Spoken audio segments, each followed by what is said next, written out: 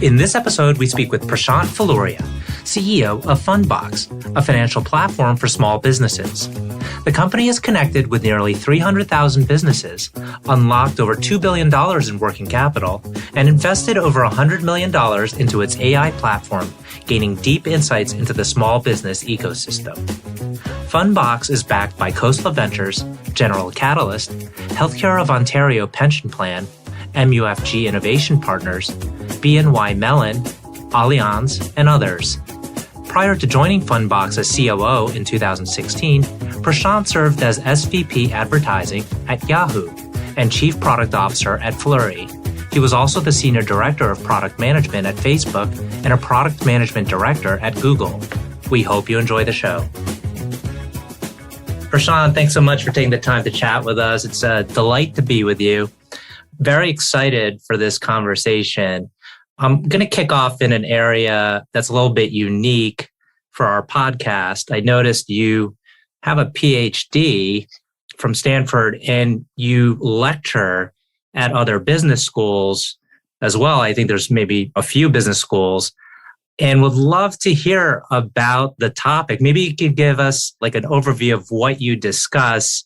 Maybe there's something interesting there we could, pull on. RJ, first of all, thanks for having me on. I really appreciate it.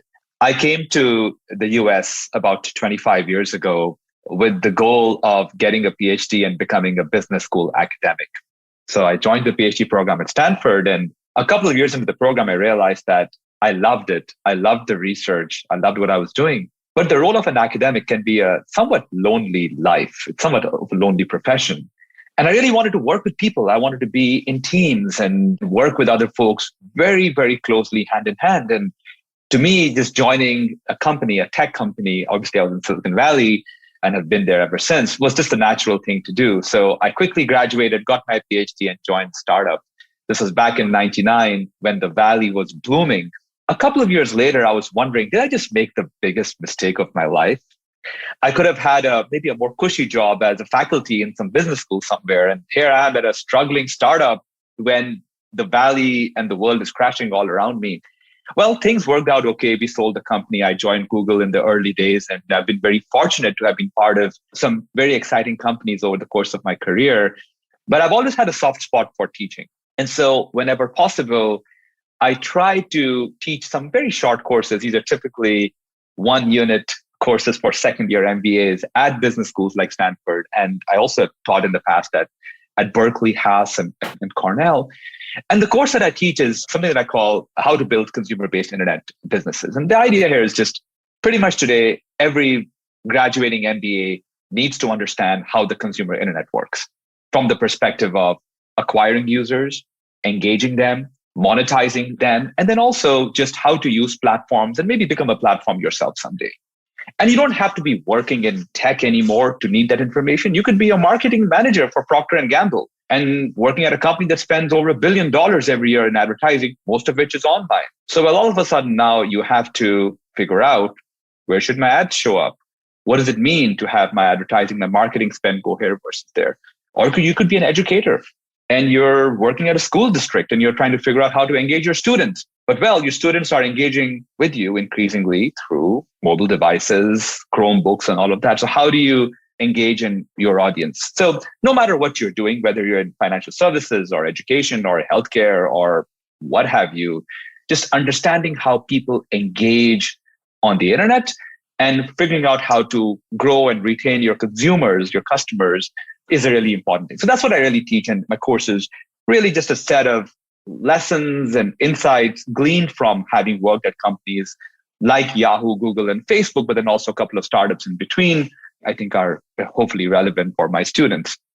That's a little bit about sort of what I do once in a while over the weekend. Are there any areas of consumer internet that you think are still ripe for a new entrant, maybe a new business, maybe an open space? I think there's plenty of open space. I think we're still in the early innings of the application of consumer internet principles to so many things. And I would say financial services, where I happen to work today, is just one of them. but there's literally everything ranging from hospitality and logistics to financial services to healthcare and so on. I think we're still in the early innings of these industries being transformed by different aspects of engaging with customers over the internet, whether it's through mobile, whether it's the desktop, or maybe increasingly in the metaverse. So, I take a bit of a long-term view on these things, and I think that there is a very, very long and sort of fruitful set of opportunities in front of us across a variety of industries. Okay, so we'll hop over to Fundbox. How is it that you've been able to maintain such a low loss ratio? And what is it about your underwriting standards or processes that have enabled you to perhaps outperform your competitors in the space?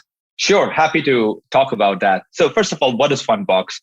We're a financial platform for small businesses. And the mission of the company is to use technology, including AI, to be able to deliver innovative products that help small business owners better run and grow their businesses. So today, what we do is we harness the power of business transactions to be able to deliver working capital and spend management tools for our small business customers. The typical small business customer for Fundbox is really on the small end of small business. You might call them a micro enterprise.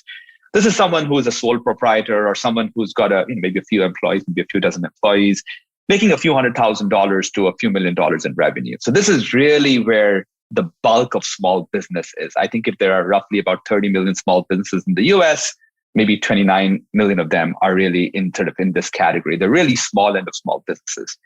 And the way we serve them is the products that they use are typically working capital solutions. So some business owners will connect their invoicing system or accounting system to Fundbox and use us as a way to unlock the money tied up in their unpaid receivables.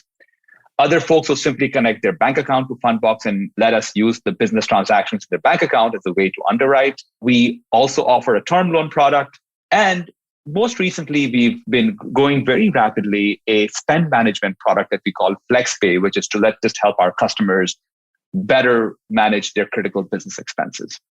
So to your question about how have we been able to manage very good unit economics, customer level economics in a space where traditionally, folks have thought of as being risky, I'd say there are two big pillars of this. And one's technology, and then the other is product. So let me explain that a little bit. So let's start with the product part.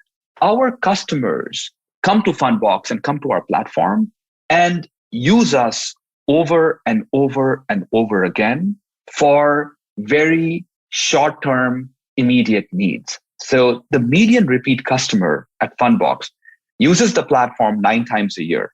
So we're very much in the working capital space at the intersection of credit and payments, where customers are using us to maybe unlock money tied up in an unpaid invoice or to be able to make a critical business payment.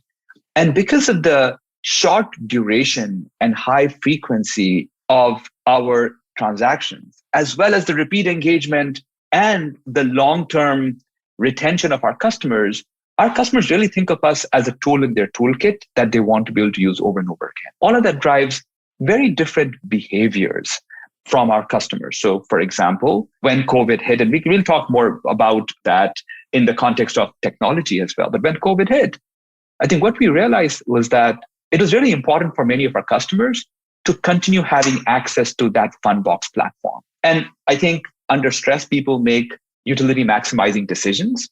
And I think that's one of the reasons why our customers try to stay in good standing with Fundbox, because there is so much ongoing utility, very different than I'm taking a loan from this particular provider.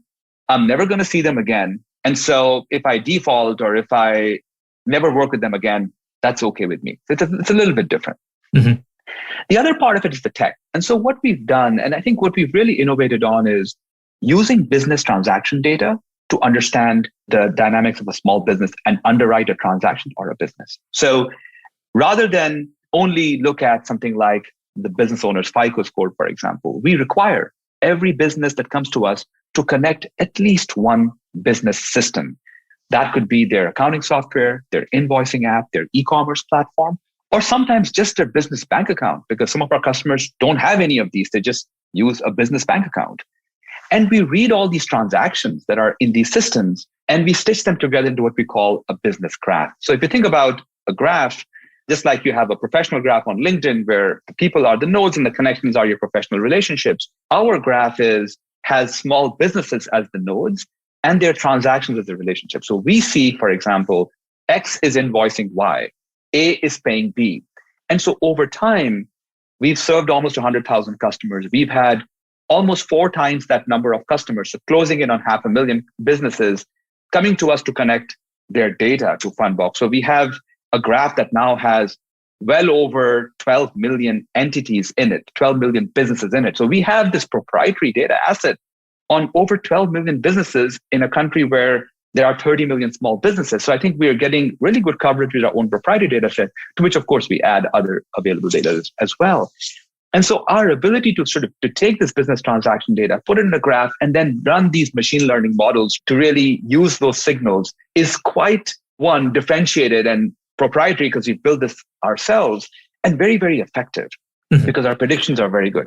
And as a side note, it's also very inexpensive because the marginal cost of underwriting for us is almost zero. I don't know if you know this, RJ, but a typical bank will spend about $3,000-$4,000 in human capital to underwrite a small business.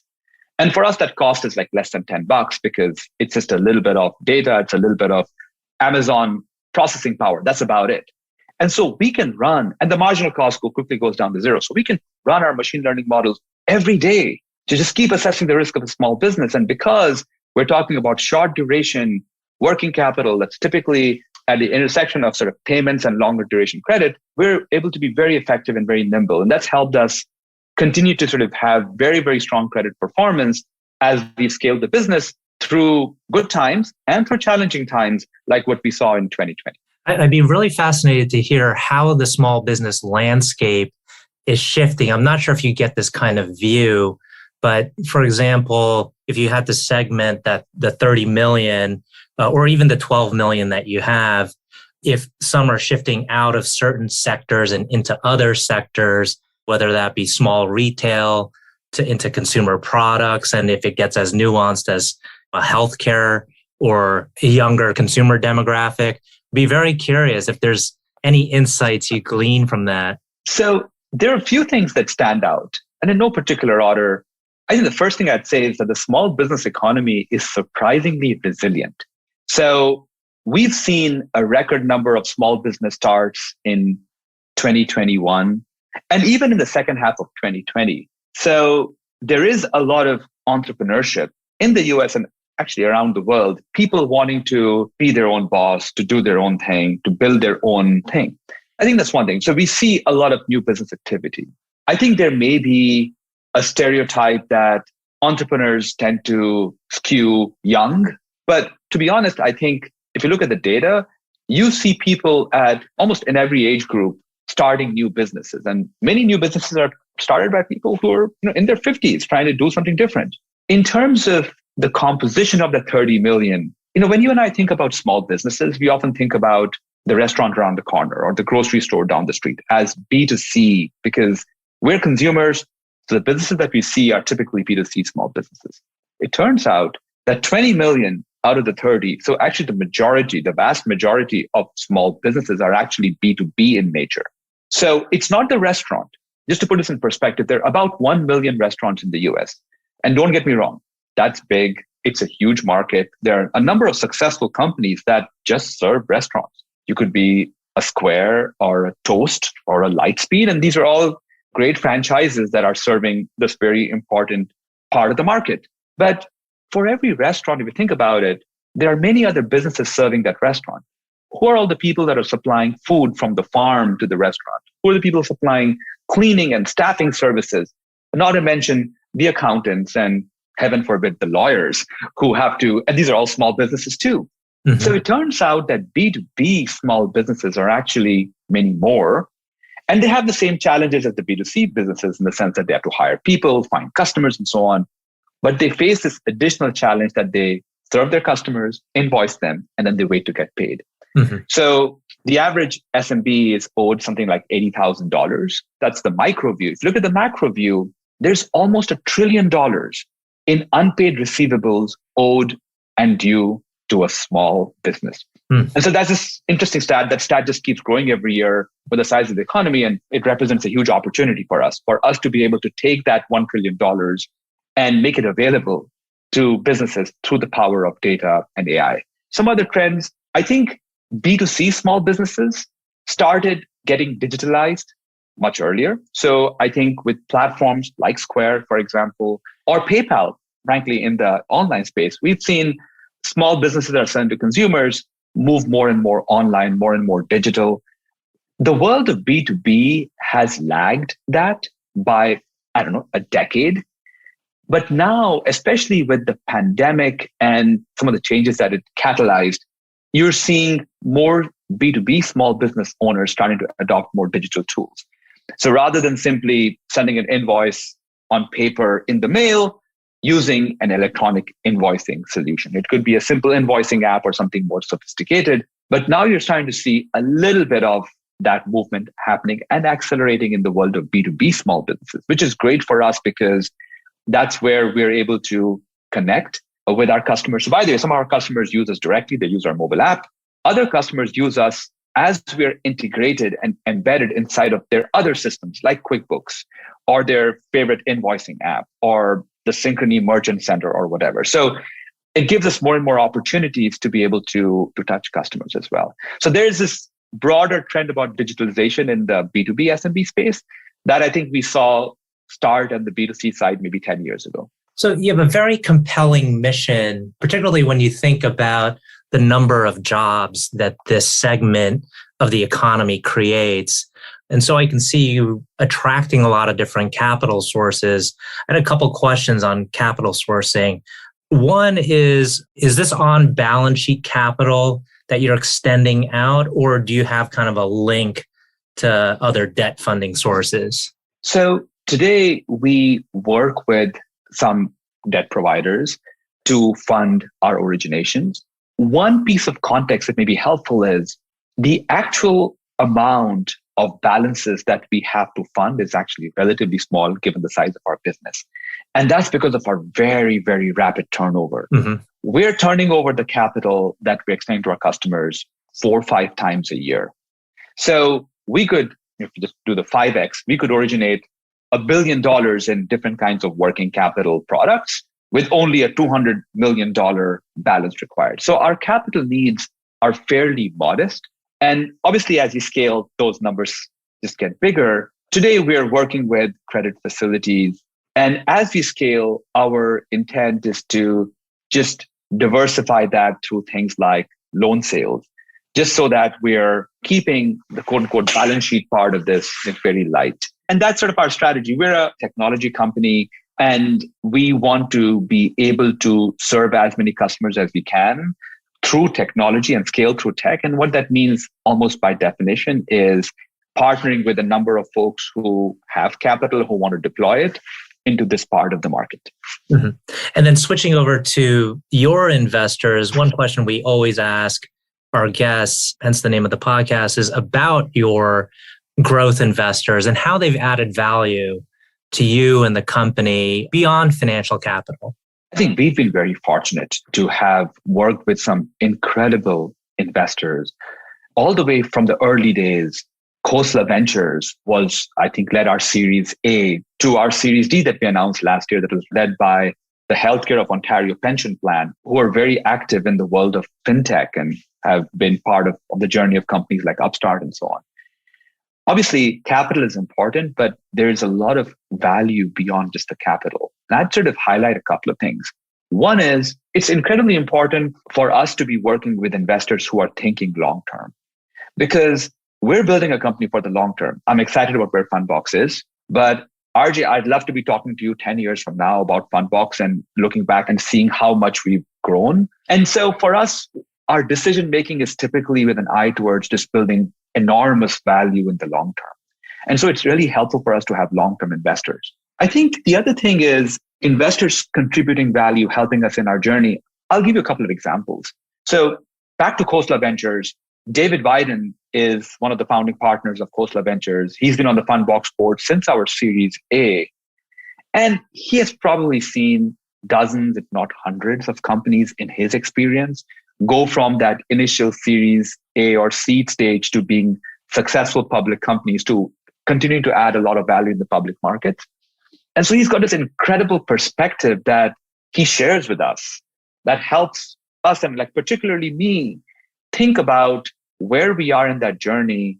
And I think very importantly, how we need to keep changing ourselves, how I need to keep changing myself as the company grows from being like a successful Series A, kind of early stage venture to now really very much in the growth stage as a Series D company with an eye towards being a public company in the hopefully not too distant future. So that's perspective is really, really helpful.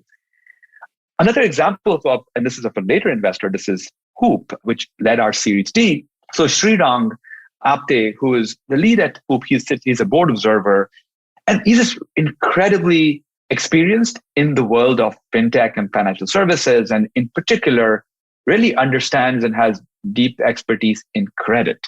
Mm-hmm. So, for example, Hoop introduces us to all sorts of credit investors, structured finance folks with whom we could partner and basically work with to help them achieve their goals around financial returns while helping us stay focused on the technology and building these products that help our customers. So again, just really, really excited about the kinds of investors we have. Obviously, we have some strategics as well. So Synchrony Bank's an investor. So is Allianz, one of the largest financial services companies in the world. And they bring a different, or MUFG, which is Japan's largest bank. And then they just bring a different kind of expertise and experience and maybe sort of strategic opportunities that would be helpful for us. Mm-hmm. Well, we're coming up on time, and I like to ask a couple questions, more on the personal front, but still professional related.